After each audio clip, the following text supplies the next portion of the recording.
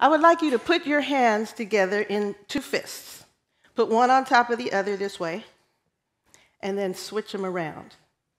That is the sign language, American Sign Language sign for change. Now take your hand, your right hand, put it up by your chin, and point it out. That is the sign for truth.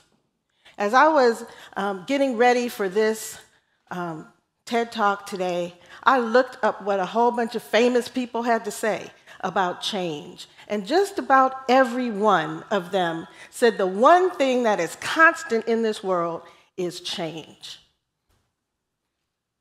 But believe me, that's not true. The one thing that's constant in this world is truth. And if we're going to know anything about the power of change, we need to go to the absolute truth to find out what that is. So we're just going to spend a few minutes together this afternoon talking about change, the real change, from the book that we all know as the Word of God, the Bible. Now, God talks about change, and the change that he talks about is in our hands. So I want you to use your hand one more time. Hi. See, that's the way I get everybody to wave at me. I want you to use your hand, and we're going to spell out the word hands and hang our thoughts on change on our hands, because the Bible puts change in our hands. So H-A-N-D-S. The change that makes a difference is in our hands. So we're going to look at these 5 people who changed, and we're going to use the changes that they made as ways that we can change and change the world. The first, the H in hands, stands for Hannah.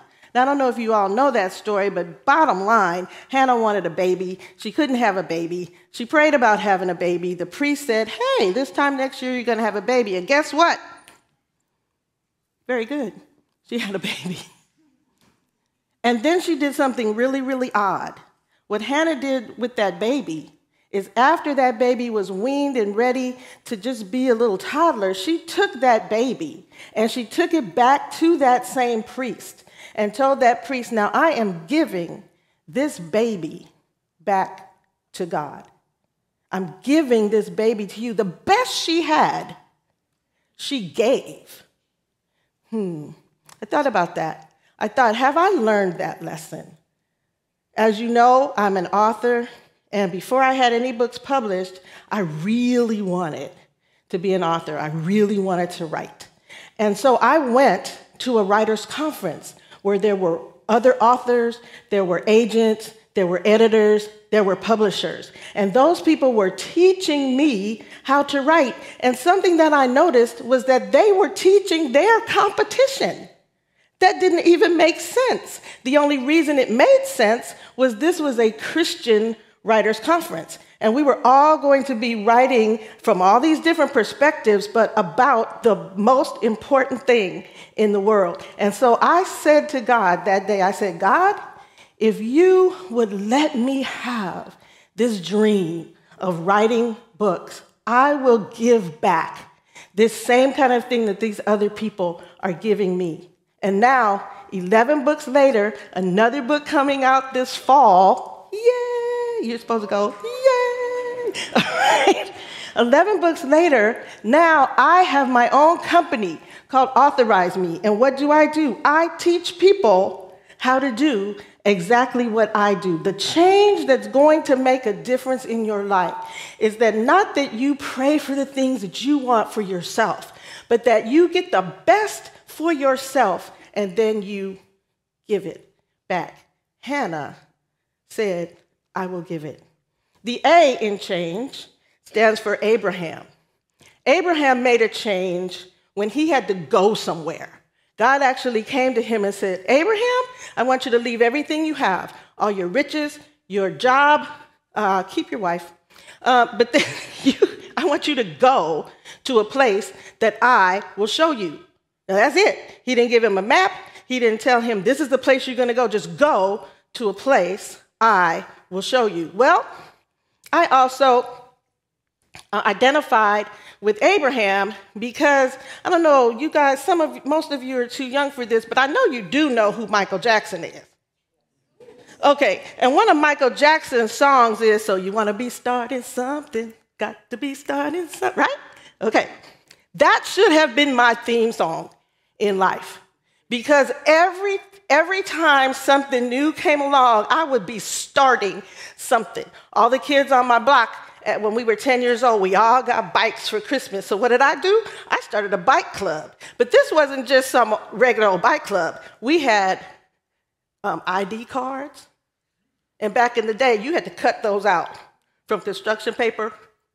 We had ID cards with a logo. Don't mess with me. All right? We had bylaws. Yes, and meetings. Okay, later than that, when I started teaching in elementary school, we would have these great dramas, sort of like High School Musical, Hairspray, right? We thought we were Fame. And I wrote these grand musicals with 9 songs, and we did all this. And so after, we needed to do something with all those songs and everything. So I thought, some of the kids who really, really like to dance and sing, let's get together. And I started a little acting company called His Kids Players. And we used to go around the churches and do some of the scenes from the different musicals that we put together.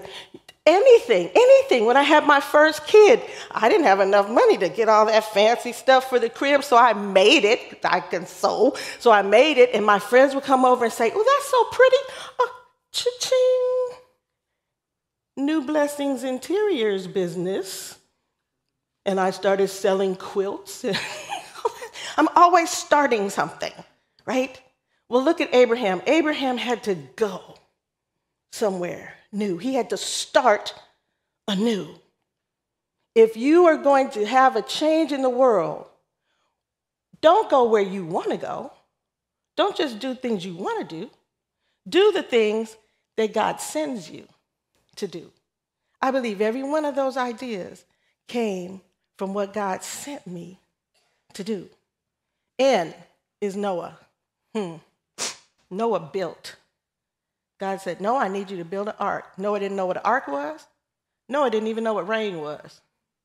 But he went on and he built an ark to the saving of his whole house. What are you building? Are you just building the things you want to build? Or are you building the things that are vision? See, I don't spend a lot of my time at all on dreams, because dreams go away when you wake up. I spend a lot of time, though, on vision. I want to know that what I am spending time on is the vision that God has given me. And then I will go as far as I can go with that vision and making myself ready and doing all the things I need to do so that at the time when God opens the door and makes that vision a reality, I'm ready to walk through that door.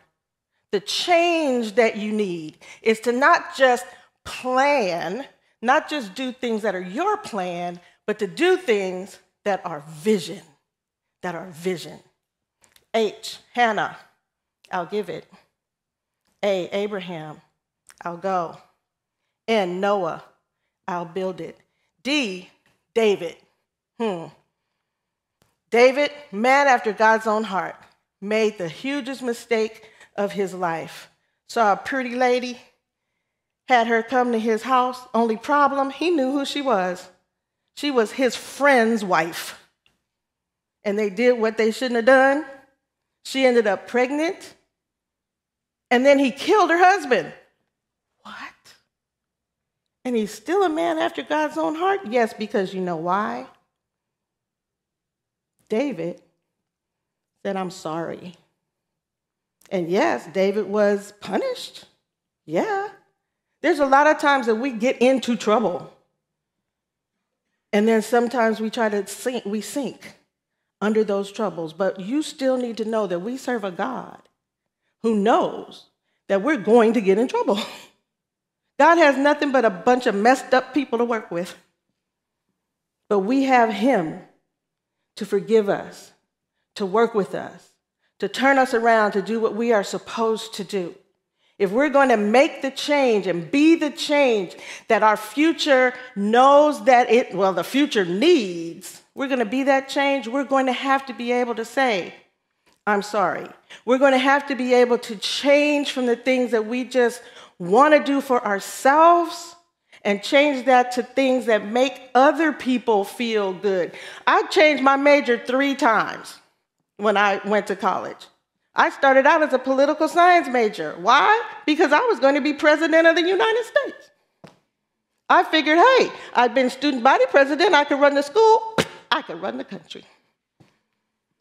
But I took just 1 political science class, and guess what? Don't want to do that. That was just a thing for me, right, to be out in front. So I changed my major to religion. Because I was real involved, with Campus Crusade for Christ, and I loved the Lord, and I really wanted to live for God and kind of be out there in the front. But wait a minute, that was still, again, what I wanted to do. Had I taken the time to ask God, what do you want me to do? And what do you want me to do, not just for me, but for other people? I ended up, as you see, in education and have been there for more than half of my life now. And I'm loving it. I hate the drive, but I'm loving it, all right? Are you focused on how you feel, or are you focused on how you make others feel? That's the change. The final change that we need to make we're going to hang it on Samuel. Now we're back to Samuel. Remember, Samuel was that little baby that Hannah had. Now we're back to Samuel again. Samuel, when he was a little kid, now I don't know what you played with when you were a little kid back in those days, but let's just say he was playing with his blocks one day, and he heard somebody say, Samuel. So Samuel got up and he ran to Eli, who was that priest, who was his stepdad now. Eli, here I am. Boy, I didn't call you. Go back and play. So he went back and he played. Samuel. Ran to Eli again. This happened 3 times. Finally, Eli figured out, hey, that boy is hearing the voice of God. Go, and when you hear it again, you say, speak, Lord, for your servant is listening. The change that's going to come your way is going to come because you will stop listening to the noise of society and you start listening to the voice of God. As an author, I get something that's just so fantastic. All authors love it. Rejection slips. Man, you get used to getting rejection slips because a publisher will look at your work and you put your toil and your tears into that manuscript and you wrote that book and you sent your little baby book out there. And the publisher will look at it and say, we know how much hard work you put into writing your books, but it doesn't meet our publishing requirements at this time. How do you stand it? How do you get back up after that? Here's what happens. Think about these books. The Help was rejected 60 times before it was published. Catch-22, guess how many times it was rejected? Come on, 22. All right, get with it. It was rejected 22 times. Even Dr. Seuss's first book, so to think that I saw it on Mulberry Street, it was rejected 27 times before it was accepted. What? A Wrinkle in Time, bunch of rejections. The Giving Tree and The Wonderful Wizard of Oz were rejected so much that the authors just gave up counting. What am I saying? Samuel said, I'm listening. The change is that you stop listening to rejections, you stop listening to the noise. You change from that and you listen to the voice of God in your life? Put up your hands. What have we said? The change that Hannah is into was what? I will go. The change that Hannah was, I will give it. Abraham's change was, I will go. Noah's change, I will build it. David's change, I'm sorry. Samuel's change, I'm listening. Those changes based on truth are what's going to get you through the world. Thank you.